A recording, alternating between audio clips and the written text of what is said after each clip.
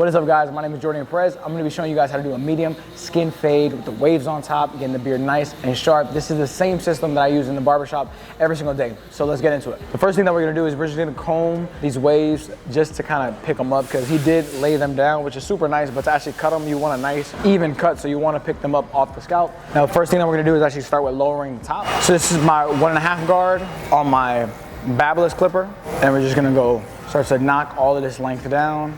Now I'm keeping my hand right here on his forehead so that all the hair that I catch, I can just kind of dispose it to the side versus making them all itchy and just like an uncomfortable experience. Now I'm not really trying to dig into the waves too much. I'm just kind of letting the clipper naturally grab whatever it wants to grab. Same thing around here. Now we're starting to kind of get into the crown area. Now with the crown area, I will open up the lever so that I'm not taking as much length. I like to keep this area a little bit fuller, because if you cut it to the same length as everything else, it will actually look like thinner in the crown. So that's why I like to open up the guard so we can actually keep a little bit more length, so it looks just a little bit more like even. I'm going a little bit tighter to the scalp as we get into this fade area, so we can make sure that all this is laid down, so it's really nice to fade into. Same thing, I'm going to catch all this hair with my hand.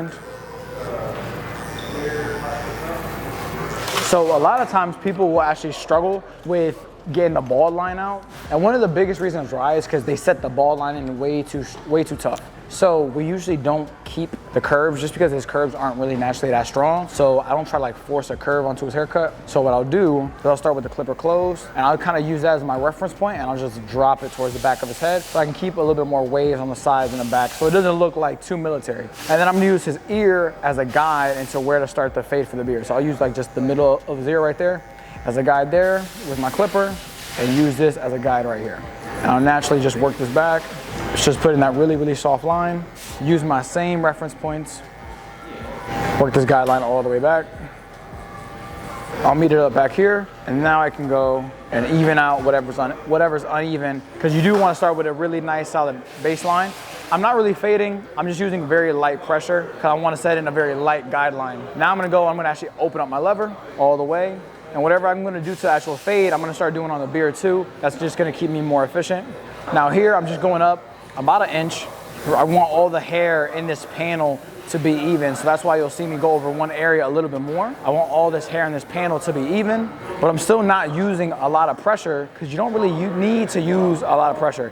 Even at the top, I'm actually flicking out a little bit, and the reason why I'm doing that is because it's gonna help me get a softer transition into the rest of my fade. I still want a solid guideline, but at the top of that guideline, I am a little bit softer, pulling away a little bit. Guidelines are nice to keep you consistent and to keep you organized, but at the same time, you don't need to put in hard lines that are too, I guess, harsh, because then they're just harder to take out.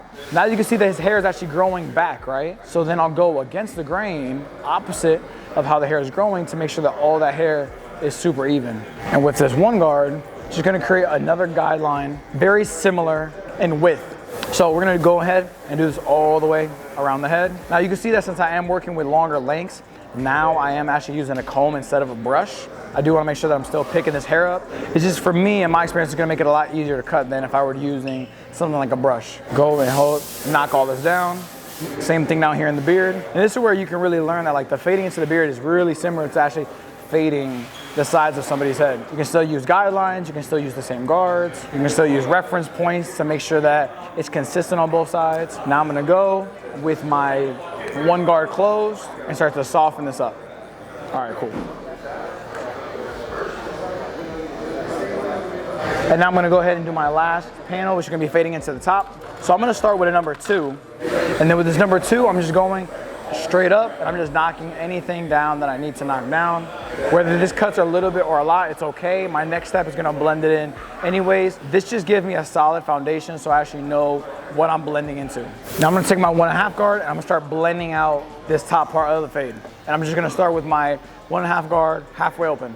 The one thing that I struggled with a lot when I first started out cutting hair was that every single haircut I was using a different system. The reason why that actually in the long term made my career take a lot longer to develop was because I didn't really learn how to use one system. And since I didn't learn how to use one system, it was hard for me to get really good at cutting hair really, really fast. And then it was just harder for me to lock in a bunch of clientele, because essentially if a client is coming back to you, it's because they want the same thing or the same experience as last time. And if you're always switching and are always going to use a different system, it's really hard for them to have a consistent experience that they want to come back to. If you want your barbering career to progress a lot faster, especially when it comes to actually cutting hair, I would say find one system that you feel like you can use for every single haircut and just get really, really good with that system. And you'll notice you'll get faster and your haircuts get a lot better in the process. Now you can see that top part is starting to fade out. That's something that you want to do with your fades, guys, is you want to spread them out. A lot of beginner barbers will kind of mess up with this exact part of the fade, that they won't spread out their guidelines enough. And then when you do that, you actually make it so much harder to do a really, really nice fade. Everything's way too compact. And honestly, majority of clients, they want, when they're talking about fade, they want a stretched out fade. They don't really want a compressed fade. They want it to look like a fade. They want a haircut that's gonna last them. And when you're stretching out the fade, you're gonna do that more than if you're compressing it. A lot of the times, you'll get clients that want you to, take more off or bring it up a little bit higher, and that's just gonna make the whole haircut take a lot longer. So I would say if you're a beginner barber, I would definitely say stretch out your fades a little bit more. Majority of your clients will like it a lot more as well.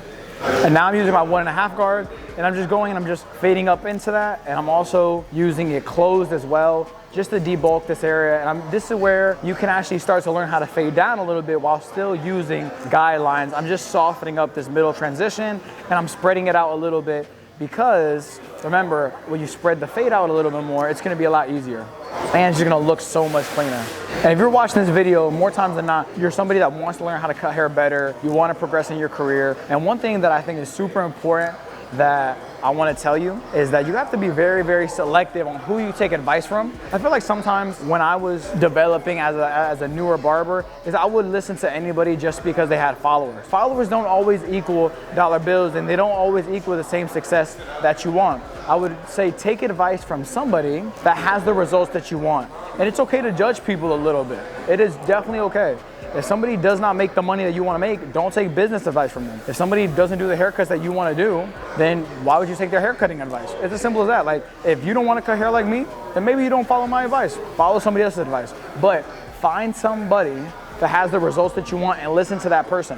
We're always so used to just listening to somebody, right? To anybody, and just taking everybody's advice. Not everybody should be giving advice, and not everybody has, good advice, if I'm being honest with you guys. Sometimes it could be, the owner in your shop, or maybe one of the more veteran barbers inside of the barbershop that's trying to give you advice. But if you see him sitting on his butt and he's not cutting hair all day, maybe he doesn't know how to build clientele like that if he isn't cutting on a day-to-day basis. Now I'm gonna go with my half guard and just starting to tie this whole thing together.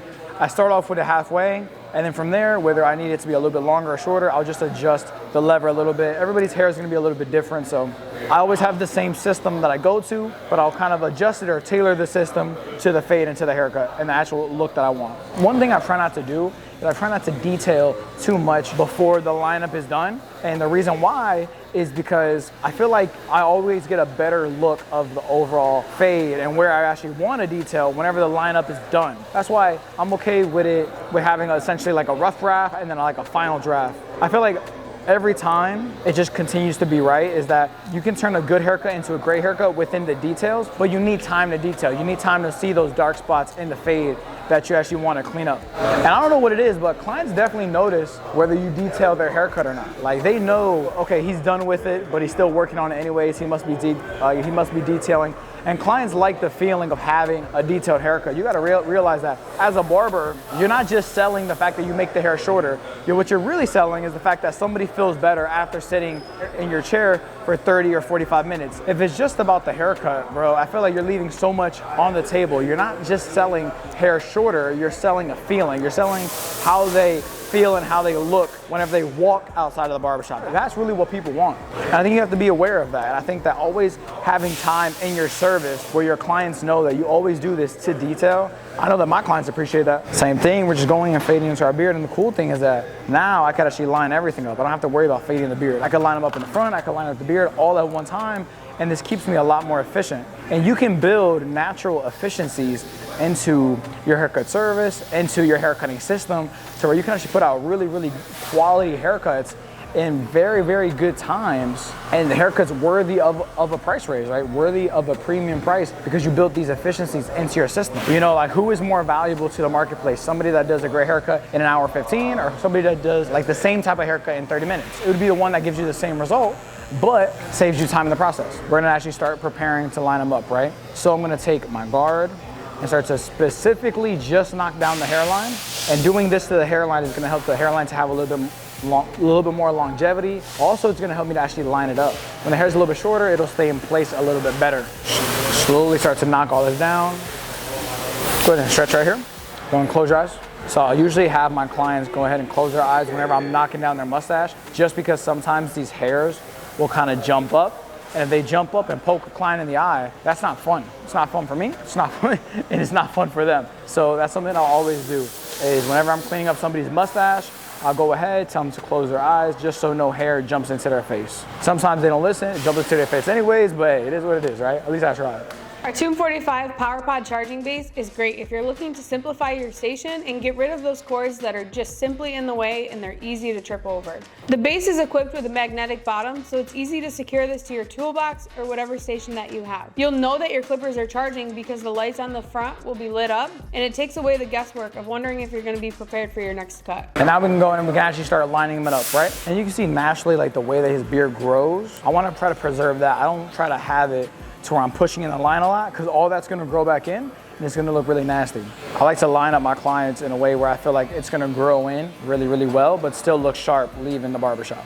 Now remember, all this area down here is very sensitive. So if you have sharp trimmers, you wanna make sure you're being very, very light-handed. Same thing, I'll start to line everything up. Keep this just very natural. This is how I kind of go and line up the top of the stash. Instead of going like this and resting the clipper on their face, that can be kind of uncomfortable. Sometimes it could cause people to like sneeze and stuff. What I usually do is just go right here and clean it up just like that. It's a lot more comfortable. Clean up this bottom area. Go ahead and stretch right here.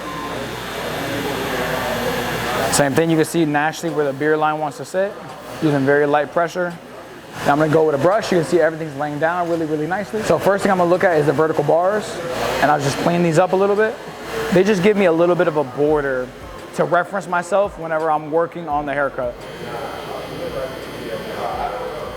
And then what I'll do is I'll start in the middle, I'll work over and I'll kind of take care of the weaker side first, because you want to preserve as much of that line as possible. And then I'll work on the stronger side. So you can see he has a couple more like gaps in his hairline, almost essentially more on this side, because this side is very strong, consistent, and even. So I'll work on this side first, and then I'll just match the right to the left. Another thing too, guys, when you guys are starting in a shop, you're building up your clientele, and maybe you don't have all the confidence in the world.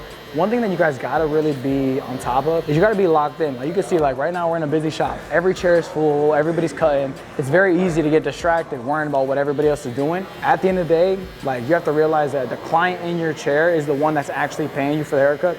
They deserve your full attention. So I wanna make sure that I'm actually focused on the client that's in my chair, focused on the haircut, and you notice that you're actually a lot faster too, when you're not over involved in like the shop vibe. Same thing, work over to the side. Yo, did you straighten your beard? Always. Man, you want to be pretty for camera, huh? This is crazy. This is crazy. You can see his hair is black, but also like my cape is black, right? So what I could do is this. I could just take a towel that's gonna give it a little bit more contrast, set it right there on his shoulders, and now I can actually see it a little bit nicer, a little bit easier. And usually with beards, I like a tapered look, so I go tighter on the sides of his face and a little bit longer at the chin. Tighter on the side of his face, and as we work towards the chin, we get a little bit longer.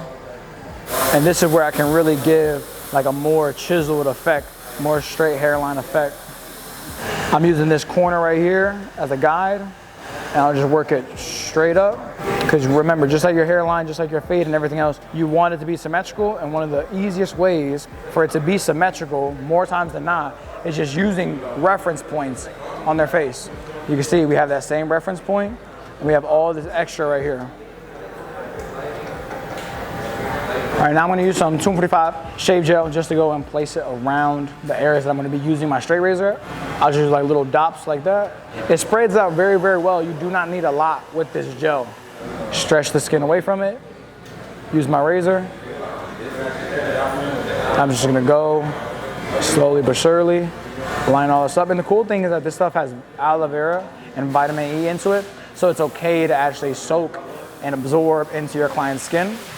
And me personally, long-term using it, none of my clients have like those really weird kind of like razor or trimmer scars from just lining up. Especially some of my clients come every single week and get a line up right here, little stretch.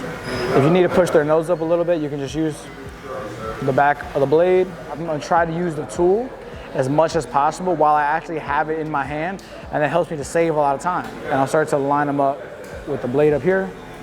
Just going with the grain, going down, cleaning this up so that this hairline can last even a little bit longer. Now, when I'm getting more into the fade, that is when I start to use more of my actual corners. So you can see down here, I'm gonna use the full blade, but then when I get closer, I'll start to use my corners a little bit more so I don't create like a hard line at the bottom. I'm gonna clear all this stuff up. You can see the lineup is done, the beard shaping is done, all that stuff is done. Now we just gotta go and we gotta just detail it up. Take my clipper right here, and this is just me hitting any of those kind of like stray hairs. The ones that after the lineup wanna kind of curl back up a little bit, we'll just go ahead and grab these. And guys, leave in the comments below actually what you guys wanna see, what you guys wanna see us talk about and stuff like that. If there's a certain haircut that you're struggling with, or if you want us to make like a problem specific, make sure to leave that in the comments below. We want to make sure that we're serving you guys. We want to make sure that we guys are actually help you guys get better at your haircuts. This channel is for you guys to actually help you guys out. This is one detailing tip that I wish I would have known a lot earlier. To check your fade, you can actually take a comb, place it on the fade, and you're trying to look for whatever's different. And sometimes this as a border kind of helps to reset your eyes. And also, sometimes the ear, everything behind the ear is a little bit denser and thicker than what's in front of the ear. So you can see that when I go like this, I can see this area right here is a little bit lighter than this area. And that is a detailing tip that I wish I would have known a lot sooner. Now, you can literally just through the window peek and you'll see it. He's like trying to dodge the whole fade, bro. He do not care. I'm okay with letting the client be comfortable, but bro, you gotta at least sit up straight, bro.